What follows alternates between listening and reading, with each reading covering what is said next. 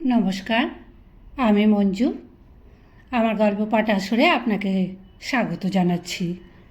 আজ আমি পড়ে শোনাচ্ছি সুনীল গঙ্গোপাধ্যায়ের লেখা সেই সময় উপন্যাসের পরবর্তী অংশ। গোড়া সৈন্য ও সিপাহীরা শহরের উপান্তে এক স্থলে বন্দুকের তাক অভ্যাস করে। দিন রাত গোলাগুলির শব্দের জন্য লোকে সেই অঞ্চলের নাম দিয়েছে দমদমা। এই দমদমা বা দমদমে যাবার পথে এক জায়গার নাম বেলগাছিয়া। যে পল্লীতে যে গাছ বেশি দৃষ্ট হয় সেই গাছের নামেই পল্লীর নাম, যেমন বটতলা, কাঁকুরগাছি, লেবু বাগান, পেয়ারা বাগান, তালতলা, ডালিমতলা ইত্যাদি। বেলগাছিয়ায় দ্বারকানাথের মনোরম বিলাসপুরী বেলগাছিয়া ভিলা। এক বিশাল উদ্যানের মধ্য দিয়ে এঁকে বেঁকে প্রবাহিত হয়েছে মতিঝিল। তার স্বচ্ছ নির্মল জল, সে জলে ফুটে আছে নীল পদ্ম ও রক্তপদ্ম, যা কবিদের অতি প্রিয়। উদ্যানটিও সযত্নে কেয়ারি করা। এর মধ্যে রয়েছে গোলাপ, কদম্ব, স্থলপদ্ম, জুঁই, বেল, পিটুনিয়া, জিনিয়া, সাক্সপার্স, আরও কত না বাহারি ফুল। বাহির বাড়িটিতে অতি প্রশস্ত সব হলঘর, সেগুলির ত্রুটিহীন সৌষ্ঠবে চোখ ধাঁধিয়ে যায়। দেওয়ালগুলি আধুনিক শিল্পীদের চিত্রকলায় সজ্জিত, মধ্যে মধ্যে এক একটি ভাস্কর্যের নিদর্শন। কোনো কোনো কক্ষে দেয়াল জোড়া বেলজিয়াম আয়না, ওপর থেকে ঝুলছে 100-150 মোমের ঝাড়বাতি, যার আলো ঠিকরে পড়ছে দর্পণে। প্রতিটি প্রকোষ্ঠের মেঝেতে ছড়ানো রয়েছে মির্জাপুরি গালিচা, বুটিদার লাল রঙের কাপড় ও সবুজ সিল্কে আসবাবগুলি মোড়া। মধ্যে মধ্যে শ্বেত পাথরের টেবিল, তার উপরে সাজানো পুষ্পস্তবক। সিঁড়ির দুপাশে ঝুলছে দুষ্প্রাপ্য অর্কিড, লোহার রেলিং ঢেকে দেওয়া হয়েছে লতায় পাতায়। বাইরে একটি মার্বেল পাথরের ফোয়ারা, তার উপরে দণ্ডায়মান প্রেমের দেবতা কিউপিড। ফোয়ারাটিকেও আজ আলোক উদ্ভাসিত করা হয়েছে, এ যেন সত্যিই ইন্দ্রপুরী। মতিঝিলের মাঝখানে একটি দ্বীপ, সেই দ্বীপের উপরেও রয়েছে একটি গৃহ, এটির নাম গ্রীষ্মাবাস। একদিকে একটি ঝুলন্ত লোহার সেতু ও আর একদিকে একটি কাঠের সেতু দিয়ে এই গ্রীষ্মাবাসটি বাগানের সঙ্গে যুক্ত। অবশ্য এই দুই সেতুও সদ্য আনিত দেবদারু পাতায় মোড়া এবং স্থানে স্থানে উঠছে বহুবর্ণ পতাকা। অতিথিদের সঙ্গে ঘনিষ্ঠতার তারতম্য অনুযায়ী কেউ বৈঠকখানায়, কেউ বা ওই গ্রীষ্মাবাসে বসেছেন। চতুর্দিক থেকে ভেসে আসছে যন্ত্রবাদ্য ও নৃত্যগীতের ধ্বনি। উদ্যানে অবিরাম বাজি পোড়ানো চলছে। শীতকাল, ফিনফিনে বাতাস বইছে, আকাশ পরিষ্কার। অজস্র নক্ষত্রের সভাসদ নিয়ে নিশাপতি আজ সেখানে পূর্ণ গৌরবে বিরাজমান। ধরণীতলে এই বেলগাছিয়া ভিলাতেও যেন দ্বারকানাথ আজ তারকাদের মধ্যে চন্দ্র। ইউরোপ বিজয় করে এসেছেন তিনি, সেই উপলক্ষে আজ তার বন্ধুদের সঙ্গে মিলন উৎসব। তার অভিজ্ঞতা শ্রবণের জন্য সবাই উদগ্রীব। বেলগাছিয়া ভিলা স্থাপনের প্রথম দিকে দ্বারকানাথ তার শ্বেতাঙ্গ বন্ধু ও কৃষ্ণাঙ্গ বধূদের পৃথক পৃথক দিনে নিমন্ত্রণ জানাতেন। ইদানিং তিনি সেই প্রভেদ ঘুচিয়ে দিয়েছেন। বিশিষ্ট রাজপুরুষ, কাউন্সিলের সদস্য, সুপ্রিম কোর্টের বিচারক, সামরিক কর্মচারী এবং জেলাশাসকরা যেমন আসেন, তেমনি ভারতীয়দের মধ্যে খ্যাতিনাম বিদগ্ধ ব্যক্তি, জমিদার ও ব্যবসায়ীদেরও তিনি আমন্ত্রণ জানান। বিলাসিতায় দ্বারকানাথের কার্পণ্য নেই, কিন্তু বেলেল্লা তিনি পছন্দ করেন না। ফুর্তি ও কৌতুক যদিচ্ছা হতে পারে, কিন্তু কেউ বেএখতিয়ার হয়ে গেলেই জানবে যে ভবিষ্যতে আর কোনোদিন বেলগাছিয়া ভিলায় তার নিমন্ত্রণ হবে না। ইউরোপ যাত্রার আগে থেকেই দ্বারকানাথ ফরাসি রুচির অনুরাগী। তার বিলাসপুরীর নৈশভোজে ফরাসি রান্না এবং মোগলাই কাবাব, পোলাও, হুসেনির এই দুরকমই খাদ্য পরিবেশিত হয়। শ্রেষ্ঠ মদ্য আনয়ন করেন তিনি সরাসরি ফরাসি দেশ থেকে, এবং তা অঢেল, অফুরন্ত। ভোগ বাসনার চেয়েও আড়ম্বর প্রিয়তাই এই মানুষটির চরিত্র লক্ষণ। মতিঝিলের মধ্যে দ্বীপের ওপরের গ্রীষ্মাবাসটি একটি কক্ষে দ্বারকানাথ নির্বাচিত বন্ধুমণ্ডলীর মধ্যে দণ্ডায়মান। অতিথিরা উপবিষ্ট, তাদের হাতে সুরা পাত্র।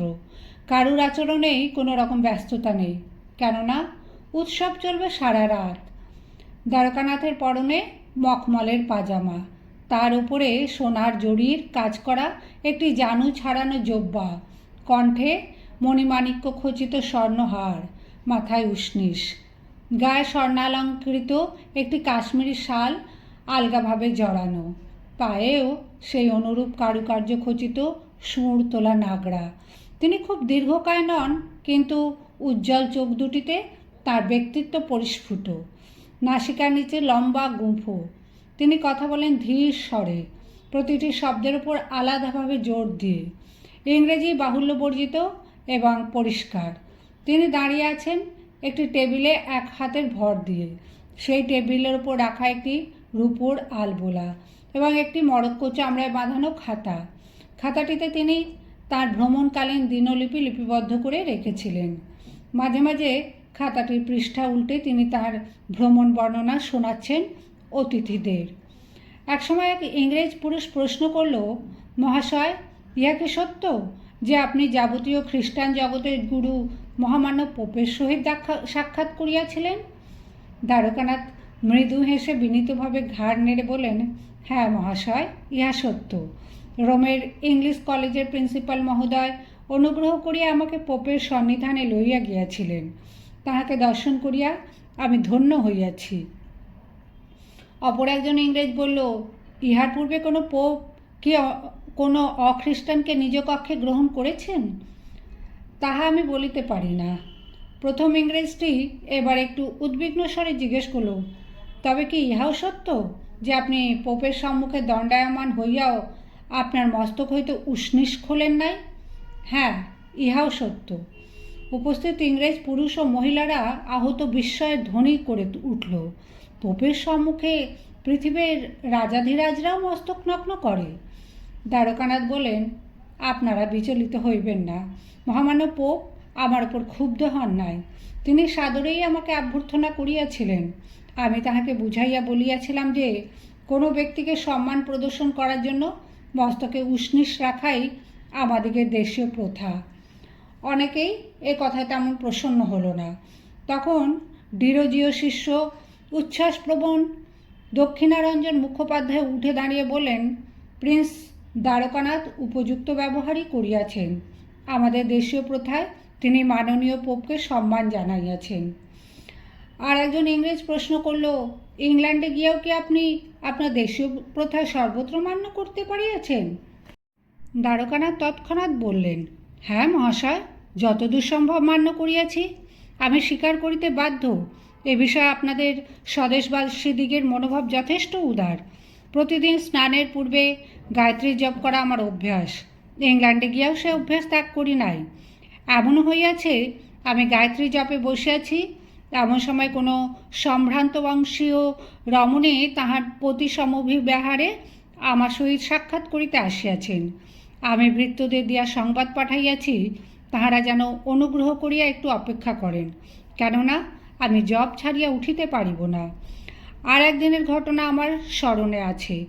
সম্রাজ্ঞী ভিক্টোরিয়ার আমন্ত্রণে আমি এক দিবস রাজপ্রাসাদের শিশু সদন পরিদর্শনে গিয়াছিলাম।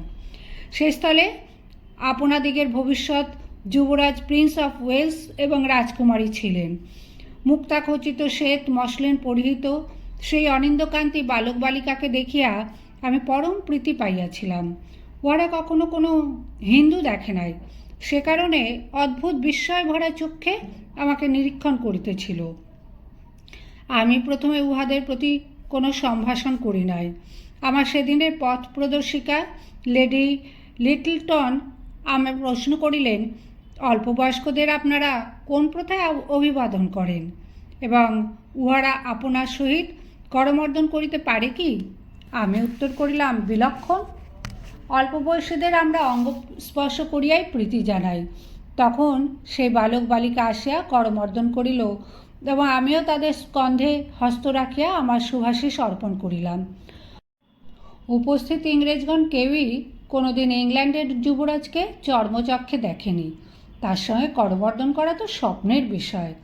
এই নেটিভ ব্যক্তিটি সেই সৌভাগ্য তো অর্জন করেছে বটেই, এমনকি ব্রিটিশ সাম্রাজ্যের ঈশ্বরী মহামাননীয়া ভিক্টোরিয়ার সঙ্গে মধ্যাহ্নভোজন পর্যন্ত সেরে এসেছে, কিন্তু সেজন্য এর মধ্যে গর্বরেখা নেই।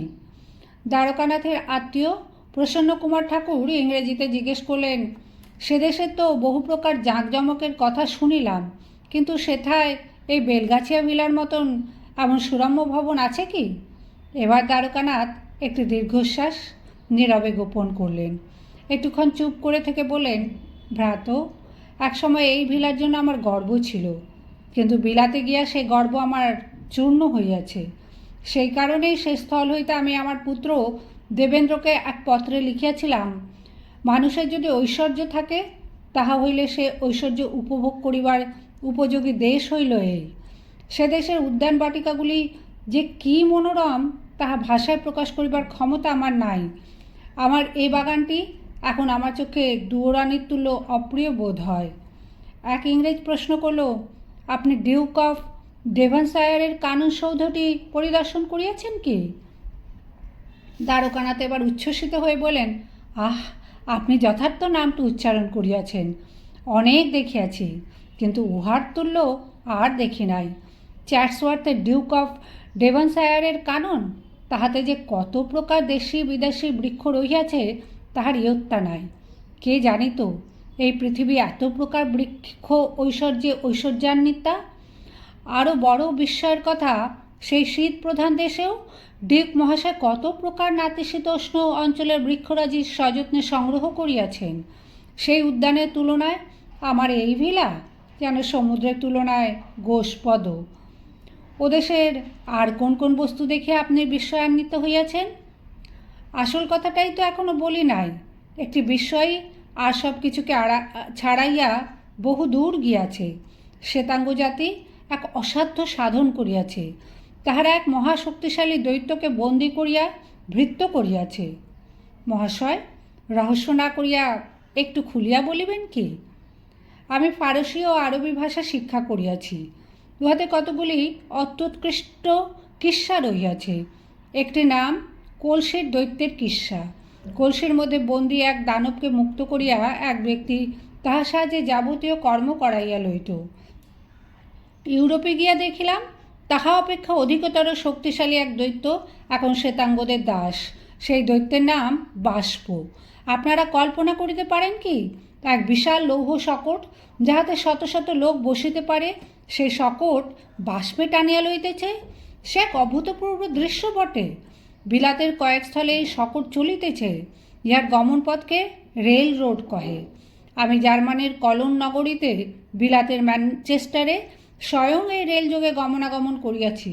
সে যে কী বিস্ময়! উপস্থিত ইউরোপীয়দের অনেকেরই রেলওয়ে সম্পর্কে প্রত্যক্ষ অভিজ্ঞতা আছে। বাঙালিরাও যে বাষ্পচালিত রেলের কথা আগে শোনেনি তা নয়। সংবাদপত্রে প্রায়ই এ বিষয়ে কৌতূহল উদ্দীপক সংবাদ থাকে, কিন্তু দ্বারকানাথ সচক্ষে রেলগাড়ি দেখে প্রায় যেন শিশুর মতন মুগ্ধ। নিউ ক্যাসেলে কয়লা খনি পরিদর্শন করতে গিয়ে তিনি দেখলেন যে সেখানেও কয়লা উত্তোলনের ব্যাপারে বাষ্পশক্তির সাহায্য নেওয়া হচ্ছে। কয়লা বহন করা হচ্ছে রেলগাড়িতে। বাংলাদেশের রানীগঞ্জে সর্বশ্রেষ্ঠ কয়লা খনির প্রতিষ্ঠাতা দ্বারকানাথ নিউ ক্যাসেলে গিয়ে আফসোস করেছিলেন, যদি তার নিজের দেশেও কয়লা চালানোর এমন সুবিধা থাকত। এদেশে রেল লাইন পাতা যায় না। দ্বারকানাথ বলেন, শুধু রেলগাড়ি কেন, বাষ্প আরও কত অদ্ভুত কর্ম করিতেছে। আমি দেখিলাম বাষ্পশক্তির সাহায্যে সংবাদপত্র মুদ্রিত হয়, ব্যাংক নোট মুদ্রিত হয়। একজন কেউ মন্তব্য করল, জাহাজেও আজকাল তো বাষ্পকল লাগানো হইতেছে। দ্বারকানাথ বলেন, লিভারপুলে আমি জাহাজ নির্মাণ কারখানাও দেখিতে গিয়েছিলাম। বিলাত গমনের পূর্বেই আমার দুইখানি জাহাজ নির্মাণের জন্য পকেট কোম্পানিকে বরাদ দেওয়া ছিল। আমি সচক্ষে দেখিলাম সেই জাহাজদ্বয়ের ইঞ্জিন নির্মিত হইতেছে। আমার আত্মীয় বান্ধবদের আগ্রহে ও অনুরোধে একটি জাহাজের নামকরণ হইয়াছে আমার নামে। সেই দ্বারকানাথ জাহাজের ইঞ্জিন 350 অশ্বশক্তি বিশিষ্ট। কল্পনা করুন একবার, 350 অশ্বের স্থান লইয়াছে শুধু বাষ্প। তাহা হইলে সে কত বড় দৈত্য! ঈষৎ রঙিন নেশায় সকলে হঠাৎ চটপট করিয়া করতালির ধ্বনি দিয়া উঠিল। গল্পে গল্পে ঘন হয়ে এলো রাত। দ্বারকানাথের ভ্রমণ বর্ণনা সাহেব ও নেটিভ উভয় দলের কাছে খুব আকর্ষণীয়। এই প্রথম কোনো সম্ভ্রান্ত বংশ নেটিভ ইউরোপ পরিভ্রমণ করে এসে চাক্ষুষ বিবরণ পেশ করছেন। এবং দ্বারকানাথ যে সব কিছুরই প্রশংসা করছেন তা নয়, এবং দ্বারকানাথের বর্ণনার মধ্যে খুব সূক্ষ্মভাবে একটা কথাই ফুটে উঠছে যে ভারতের সম্পদ আহরণ করেই ইংল্যান্ডের এতখানি উন্নতি। সাহেবরা এই প্রথম একজন নেটিভের মুখ থেকে তাদের পিতৃভূমি সম্পর্কে নানা কথা শুনছে। এই এক নতুন দৃষ্টিভঙ্গি। এবং সবচেয়ে বড় কথা, নেটিভ হয়েও এই ব্যক্তি এমন এমন স্থানে গমন করেছে যেখানে যাওয়ার সুযোগ তাদের নিজেদেরই হয় না।